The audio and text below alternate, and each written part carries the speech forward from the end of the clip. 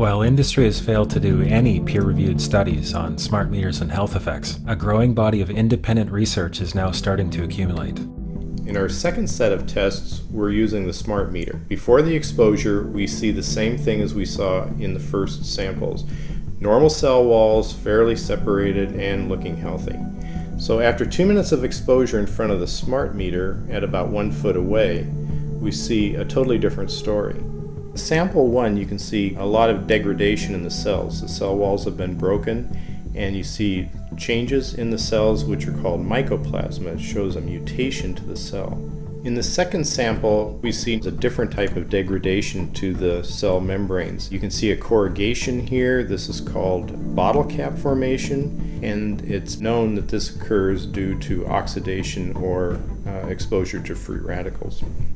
So this third subject, when we did her sample, she had to be pulled away from the meter after 45 seconds because she complained about an increasingly severe headache. And here you see a phenomenon called rouleau, where the red blood cells are stacking up, which makes it very difficult for the blood to deliver oxygen to the tissues as they would be their normal function. Every single one of these is a degradation. Every single one of these shows a trauma to the blood cells. And that came from something, and the only variable was the smart meter. What's going on here? This is a wireless device which is unproven scientifically, which all the evidence so far proves is dangerous or questionable, which should therefore be studied intensely before it's released to the public.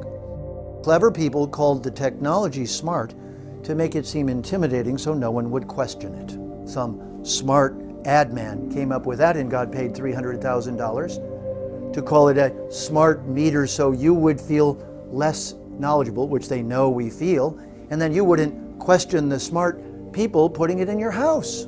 So I call them not smart meters, dangerous meters.